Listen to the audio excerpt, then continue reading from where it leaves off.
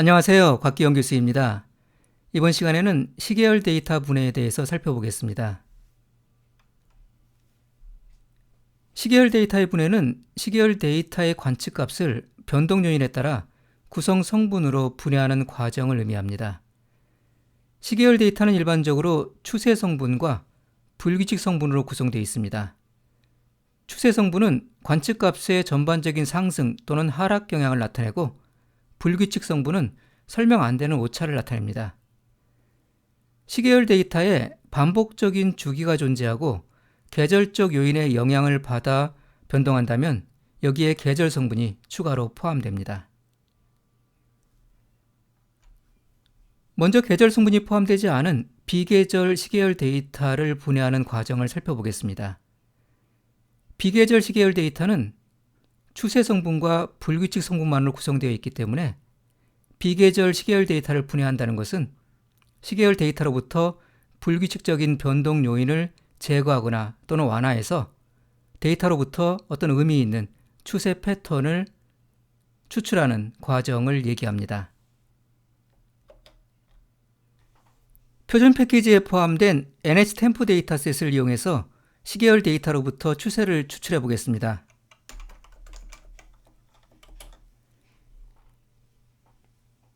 NHtemp 데이터셋은 미국 코네티컷주 뉴헤이븐 지역의 1912년부터 1971년까지의 연평균 기온 시계열 데이터입니다. NHtemp 데이터셋은 연간 관측값이 1개입니다. 다시 말해서 연도별 데이터입니다. 데이터셋의 정보를 보면 프리퀀시가 1인 것을 볼 수 있습니다. 이 데이터셋은 연간 관측값이 1개이기 때문에 계절적 요인은 존재하지 않습니다. 시계열 그래프를 그려서 시간의 흐름에 따른 관측값의 변동 패턴을 살펴보고, 이를 통해서 시계열의 특성을 파악해 보겠습니다. 시계열 그래프는 플롯 함수를 이용해서 그릴 수 있습니다.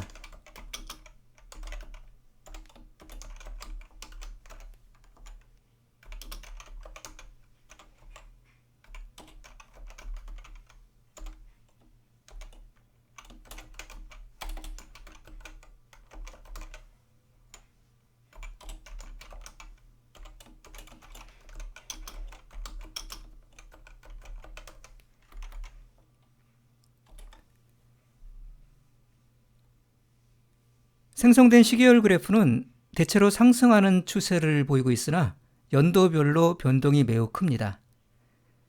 시계열 데이터는 일반적으로 지금의 경우처럼 위아래로 크게 움직이는 불규칙한 변동 요인을 갖습니다. 시계열 데이터로부터 어떤 의미 있는 추세 패턴을 파악하기 위해서는 이러한 불규칙적 변동 요인을 제거하거나 또는 완화할 필요가 있습니다. 이때 주로 사용되는 기법이 평활법입니다. 평활법 가운데 가장 간단하면서도 많이 사용되는 기법은 단순 이동 평균을 이용한 평활법입니다. 예를 들어 이와 같이 각 관측값을 해당 관측값과 그 앞뒤 관측값의 평균으로 대체할 수 있습니다. 이와 같은 시계열 데이터가 주어졌다고 했을 때 2는 1, 2, 6의 평균으로, 6은 2, 6, 7의 평균으로, 7은 6, 7, 11의 평균으로 대체해서 이와 같은 새로운 시계열 데이터를 생성할 수 있습니다. 단순 이동 평균을 이용한 평활법을 일반화하면 이와 같은 수식으로 나타낼 수 있습니다. 여기서 yt'은 t 시점에서의 이동 평균에 의해 평활된 값이고, yt는 t 시점에서의 관측값입니다. m은 평균을 산출하기에 사용되는 앞뒤 관측값의 개수를 나타내고, k는 평균을 산출하기에 사용되는 총 관측값의 개수를 나타냅니다. 따라서 k는 2m 플러스 1로 계산할 수 있습니다. 단순 이동 평균을 산출할 때는 계산 시 포함될 전후 관측값들이 변환될 관측값을 중심으로 대칭이 되도록 k는 일반적으로 홀수를 선택합니다. 이 예에서는 k는 3이고 따라서 m은 1로서 앞뒤로 1개의 관측값이 포함됩니다. 단순 이동 평균을 계산할 때는 시계열 데이터 양쪽 끝에 2분의 k-1개의 관측값은 계산에서 제외됩니다. 여기 예를 다시 보시면은 k는 3이기 때문에 2분의 3-1개, 즉 한 개의 관측값이 양쪽 끝에서 제외됐습니다. 단순 이동 평균을 이용한 평활법은 주변의 값보다 중심에 있는 값이 좀 더 많은 가중치를 갖는다 하여 이러한 방법을 중심 이동 평균이라고도 얘기합니다.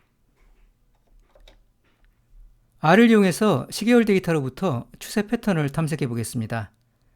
R에는 단순 이동 평균을 계산하는 다양한 함수가 있습니다.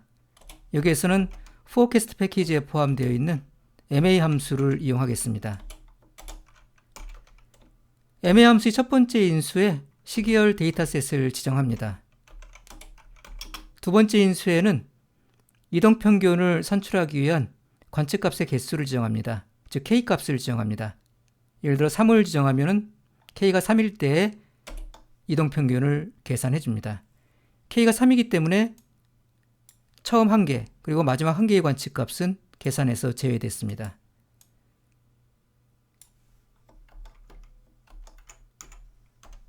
K가 7일 때는 이와 같이 계산이 됩니다.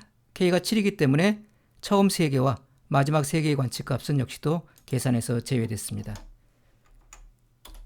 K가 11일 때의 이동 평균은 이와 같이 계산이 됩니다.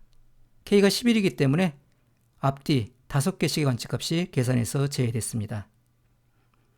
이 3개의 기간의 이동 평균을 그래프로 표현해서 K값이 변화함에 따라 패턴이 어떻게 달라지는지를 살펴보도록 하겠습니다.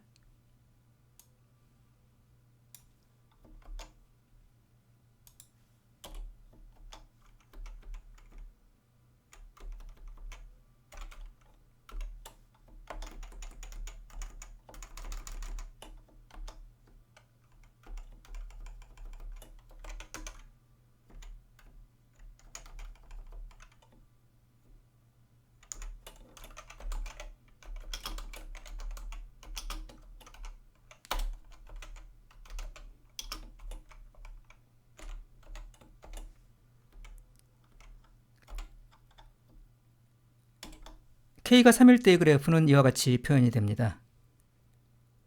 원래의 그래프에 비해서 추세가 어느 정도 드러나는 그런 패턴의 그래프를 확인할 수 있습니다. 이번에는 K가 7일 때의 그래프를 그려보겠습니다.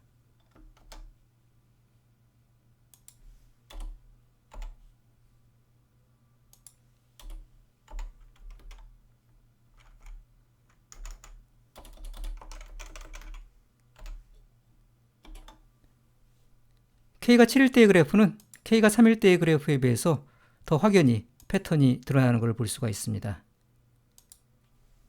끝으로 K가 11일 때의 그래프를 그려보겠습니다.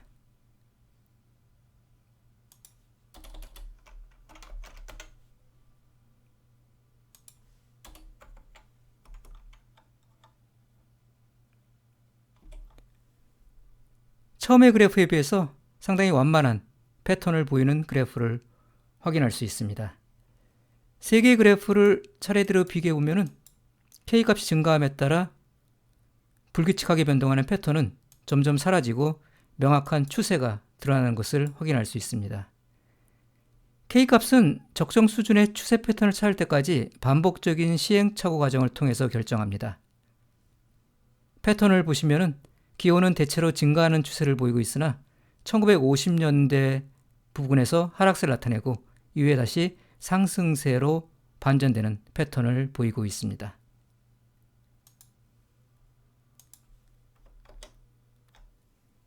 이번에는 계절 성분을 포함한 시계열 데이터의 분해 과정을 살펴보겠습니다. 계절적 요인을 갖는 시계열 데이터는 추세 성분만으로 데이터의 특성을 설명하기에는 부족합니다. 추가로 계절 성분을 포함한 분해 과정을 필요로 합니다. 월별 데이터나 분기별 데이터와 같이 계절적 요인을 포함한 시계열 데이터는 추세 성분과 계절 성분 그리고 불규칙 성분으로 분해할 수 있습니다. 추세 성분은 시간의 흐름에 따른 수준의 변화를 보여줍니다. 여기에서 수준은 관측값의 크기를 나타냅니다. 계절 성분은 단위 기간 내에서의 순환주기의 영향을 설명합니다. 그리고 불규칙 성분은 추세 성분과 계절 성분에 의해 설명되지 않는 나머지 영향을 포착합니다. 성분분해는 가법적인 방식이나 승법적인 방식으로 수행할 수 있습니다. 가법 모델에서 시계열 데이터의 관측값은 이와 같이 각 성분의 합으로 구성됩니다. 여기에서 yt는 t 시점에서의 관측값을 나타냅니다. tt는 t 시점에서의 추세 효과에 의한 기여분을 나타내고 st는 t 시점에서의 계절 효과에 의한 기여분을 나타냅니다. 그리고 it는 t 시점에서의 불규칙 효과에 의한 기여분을 의미합니다. 반면에 승법 모델에서는 시계열 데이터의 관측값이 이와 같이 각 성분의 곱으로 표현됩니다. 그런데 이 승법 모델은 로그 변환을 통해서 가법 모델로 쉽게 변환할 수 있습니다. 로그로 변환된 시계열 데이터에 대해 가법 모델을 적용해서 분해한 다음에 그 결과에 지수함수를 취해서 원래의 척도로 되돌릴 수 있습니다. 가법 모델과 승법 모델을 시계열 그래프를 이용해서 비교해 보겠습니다. 왼쪽의 시계열 데이터는 가법 모델로 보다 잘 설명되고 오른쪽의 시계열 데이터는 승법 모델이 보다 적합합니다. 왼쪽의 시계열 그래프는 상승하는 추세가 존재하고 계절에 따른 주기적 등락도 보입니다. 또한 각 관측값에서의 불규칙한 변동도 포함하고 있습니다. 오른쪽 그래프 역시 상승 추세를 갖고 있고 계절 효과가 존재하고 불규칙한 변동을 모두 포함하고 있습니다. 그런데 이 오른쪽의 시계열 그래프는 왼쪽의 시계열 그래프와 한 가지 다른 점이 있습니다. 왼쪽의 그래프는 변동폭이 일정한 반면에 오른쪽의 그래프는 변동폭이 수준에 비례합니다. 다시 말해서 시간이 흐르면서 관측값의 크기가 증가함에 따라 변동폭 또한 같이 증가합니다. 이처럼 시계열 데이터가 현재 수준에 비례하여 변동 크기가 증폭되면 이는 승법 모델에 의한 성분분해가 보다 적합하다는 것을 나타냅니다. 표준 패키지에 포함된 CO2 시계열 데이터를 성분별로 분해해 보겠습니다. CO2 데이터셋은 1959년 1월부터 1997년 12월까지의 월별 CO2 농도 시계열 데이터입니다. 여기에서는 설명의 편의를 위해서 1985년 1월부터 1996년 12월까지의 12년간의 데이터만 이용하겠습니다. 윈도우 함수를 이용해서 시계열 데이터의 서브셋을 추출할 수 있습니다.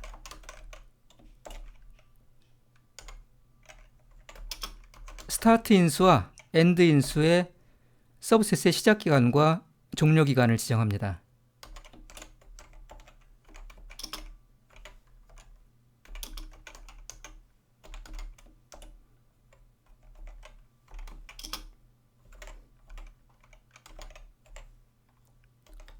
서브셋 추출해서 동일한 이름으로 저장하겠습니다. 그러면 CO2 데이터셋에는 이와 같이 85년 1월부터 96년 12월까지의 12년간의 데이터가 저장이 됩니다. 시계열 데이터의 성분분해는 STL 함수를 이용하여 수행할 수 있습니다. STL 함수는 가법 모델을 바탕으로 시계열 데이터를 추세 성분, 계절 성분, 불규칙 성분 등 세 가지 성분으로 분해해 줍니다. STL 함수를 이용해서 월별 CO2 농도를 성분별로 분해해 보겠습니다. STL 함수의 첫 번째 인수에는 성분을 분해할 시계열 데이터를 지정합니다. 그리고 S.윈도우 인수에는 계절 효과를 추출하기 위한 기간 산출 범위를 지정합니다. S.윈도우 인수를 이용해서 계절적 요인이 시간의 흐름에 따라 얼마나 빠르게 변하도록 허용할지를 결정할 수 있습니다. 작은 숫자를 지정하면 기간 계산 구간이 작아지기 때문에 더 빠르게 변화하는 패턴을 포착할 수 있습니다. 반면에 큰 숫자를 지정하면 기간 계산 구간이 커지기 때문에 더 느리게 변화하는 패턴을 포착할 수 있습니다. S.윈도우 인수에는 최소 7 이상의 홀수를 지정해야 됩니다. 그리고 S.윈도우 인수에는 이와 같이 키워드를 지정할 수도 있습니다. 예를 들어 지금처럼 피어리어딕을 지정하면 계절 효과가 전 시계열 기간에 걸쳐 모두 동일하도록 설정됩니다. 예를 들어 월별로 수집된 시계열 데이터라면 월별 계절 효과는 모든 해에 걸쳐 동일합니다. 다시 말해서 1월의 계절 효과는 해마다 동일하고 2월의 계절 효과도 모든 해에 걸쳐 같습니다. 그래서 월별로 계절 효과가 모든 해에 걸쳐 동일하게 설정이 됩니다. 에스텔 함수의 실행 결과를 별도의 변수로 저장하겠습니다.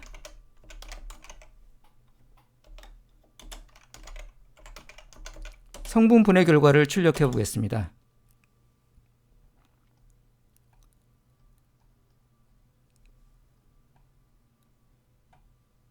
보시는 것처럼 시계열 데이터가 3개의 성분으로 분해돼서 표시가 됩니다. 첫 번째는 계절 성분이고, 두 번째는 추세 성분이고, 세 번째는 불규칙 성분입니다. 성분 분해 결과는 플롯 함수를 이용해서 그래프로 나타낼 수 있습니다. 플롯 함수의 첫 번째 인수에 성분 분해 결과로 생성된 객체를 지정합니다. 칼 인수에는 시계열 그래프상에 그려질 선의 색상을 지정할 수 있습니다.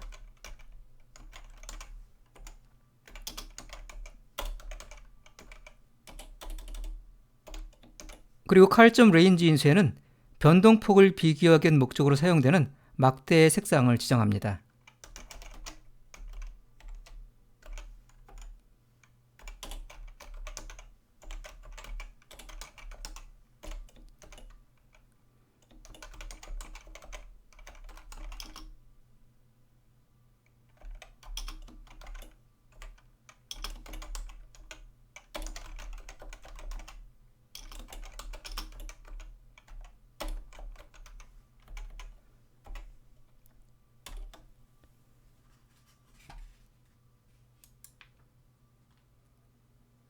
이와 같이 1985년 1월부터 1996년 12월까지의 CO2 농도 시계열 데이터가 추세, 계절, 불규칙 성분으로 분해된 그래프를 얻을 수 있습니다.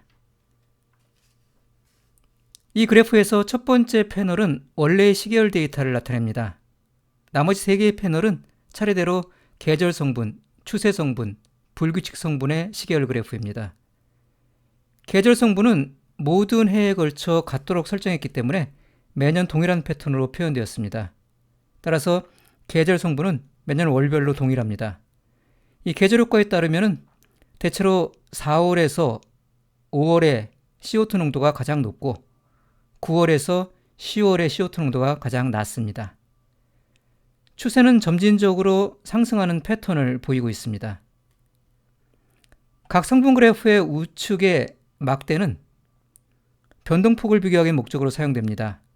각 막대의 길이는 서로 지금 다르지만 모두 같은 크기를 나타냅니다. 각 성분 그래프의 Y축은 그 범위가 다르기 때문에 이 막대를 이용하면 상대적 크기를 쉽게 비교할 수 있습니다. 예를 들어 여기에서는 불규칙 성분의 막대가 가장 긴데 이는 세 구성 성분 가운데 변동폭이 가장 작다는 것을 의미합니다.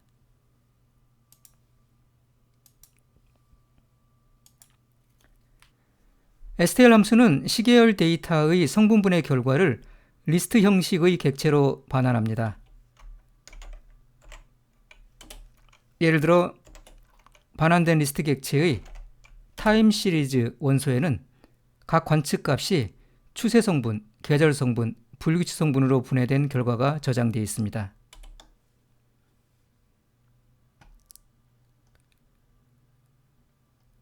출력 결과의 첫 번째 행을 보면 1985년 1월의 관측값은 계절 성분 마이너스 0.04와 추세 성분 345.18 그리고 불규칙 성분 마이너스 0.35로 구성되어 있다는 것을 나타냅니다. 이 세 개의 성분을 모두 더해보면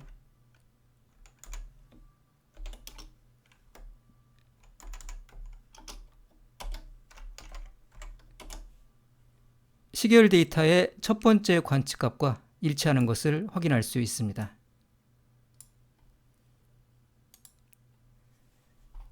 때로는 계절적 영향이 반영되지 않은 시계열 그래프를 보고 싶을 때가 있습니다. 지금처럼 가법 모델로 설명할 수 있는 시계열 데이터라면 원래의 시계열 데이터로부터 계절 성분의 기여도를 빼냄으로써 계절 효과를 제거할 수 있습니다.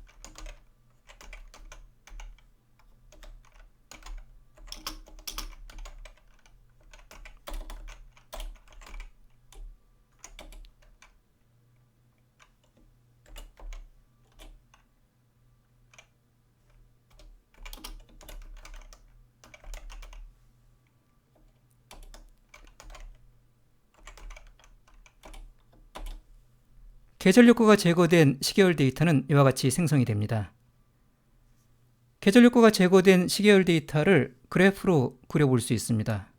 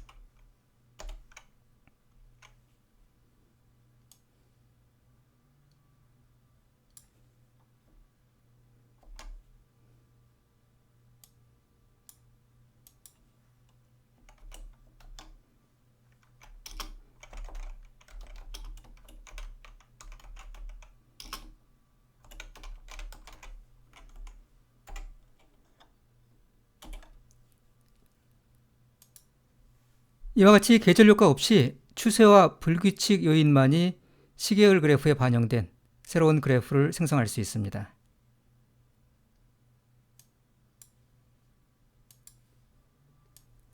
계절 효과를 좀 더 자세히 살펴보고 싶다면 표준 패키지인 스텔스 패키지에 포함된 먼스 플랫 함수와 포캐스트 패키지가 제공하는 시즌 플랫 함수의 시계열 그래프를 이용할 수 있습니다. 먼저 먼스 플랫 함수를 그려보겠습니다.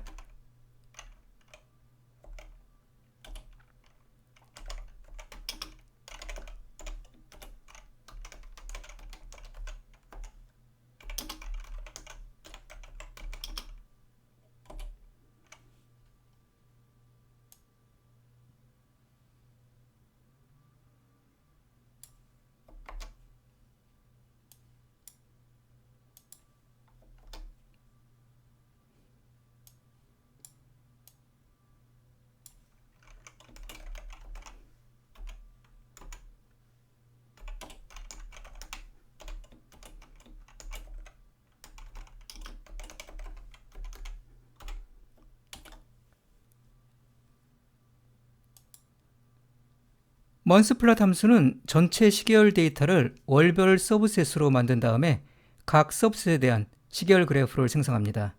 그래서 보시는 것처럼 1월 데이터로 구성된 시계열, 2월 데이터로 구성된 시계열, 3월 데이터로 구성된 시계열, 이런 식으로 12월 데이터로 구성된 시계열까지 12개의 시계열 그래프를 하나의 그래프상에 표현해 줍니다.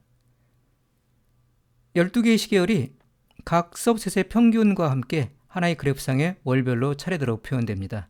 이 그래프상의 수평선은 각 서브셋의 평균을 의미합니다. 이번에는 시즌 플랫 함수를 이용해서 연도별 서브셋의 시계열 그래프를 생성해 보겠습니다.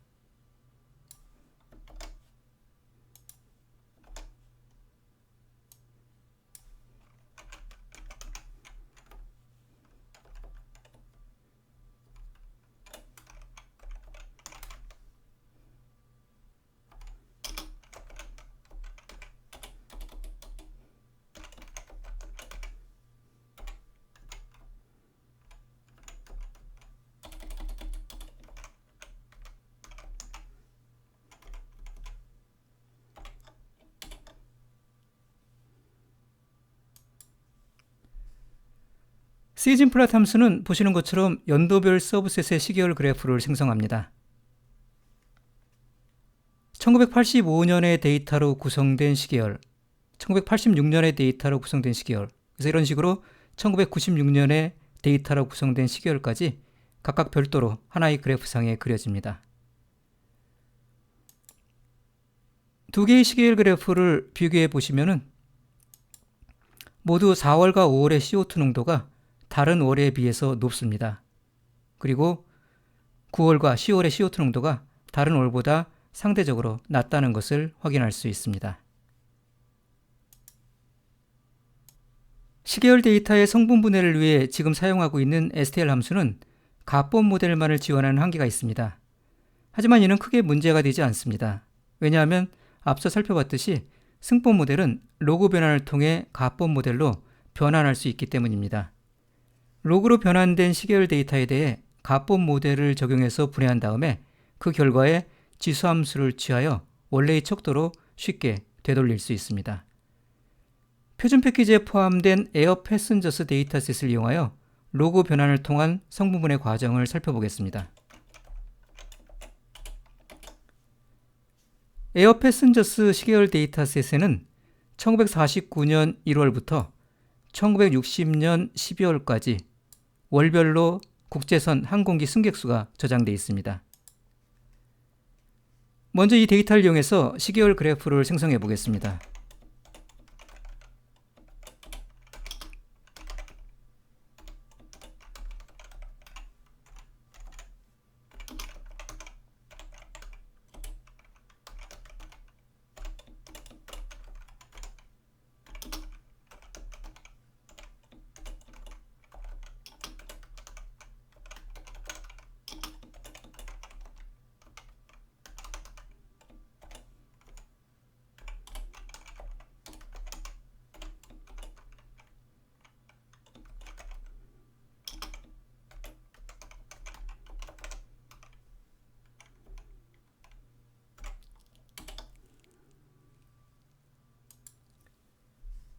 생성된 시계열 그래프를 보면 시계열의 변동성이 관측값의 크기에 비례하여 증폭되는 모습을 보이고 있습니다.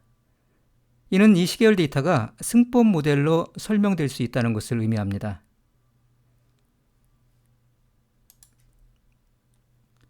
이 데이터를 로그로 변환해서 다시 시계열 그래프를 그려보겠습니다.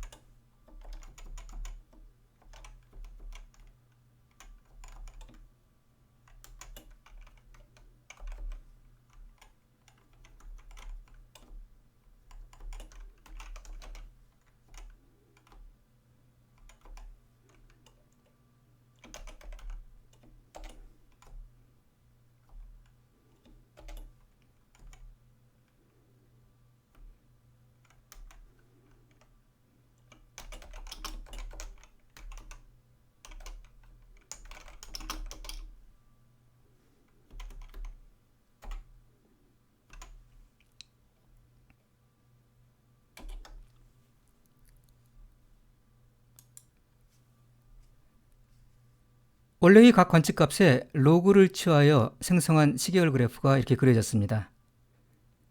새로 생성된 시계열 그래프를 보면 변동성이 안정화됐습니다. 그래서 가법 모델로 성분분해가 가능한 형태로 변환되었습니다. 로그로 변환된 시계열 데이터는 가법 모델로 설명할 수 있기 때문에 이제 STL 함수를 이용해서 성분분해를 수행할 수 있습니다.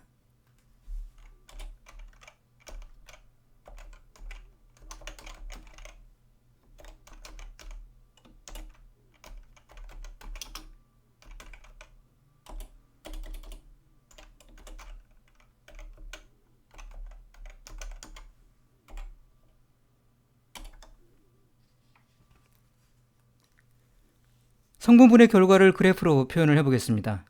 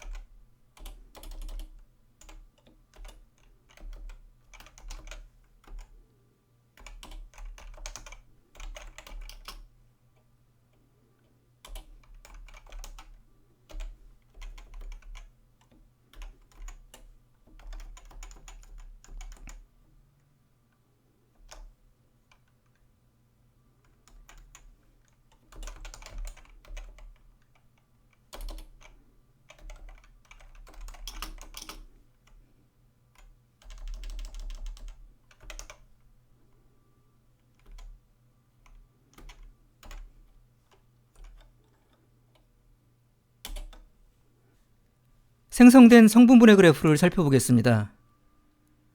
추세 성분 패널을 보면 전반적으로 상승하는 추세를 확인할 수 있습니다. 그리고 계절 성분 패널에 따르면 대체로 여름 성수기인 7월과 8월에 계절 효과가 두드러지게 나타나는 것을 확인할 수 있습니다. 에스텔 함수로부터 반환된 리스트 객체의 타임 시리즈 원소로부터 각 관측값의 성분별 분해 결과를 보다 구체적으로 확인할 수 있습니다.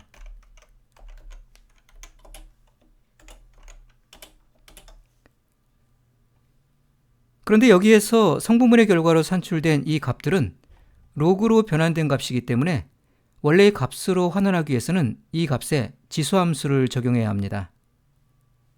지수함수를 적용해서 원래의 값으로 환원된 성분분해 결과를 확인해 보겠습니다.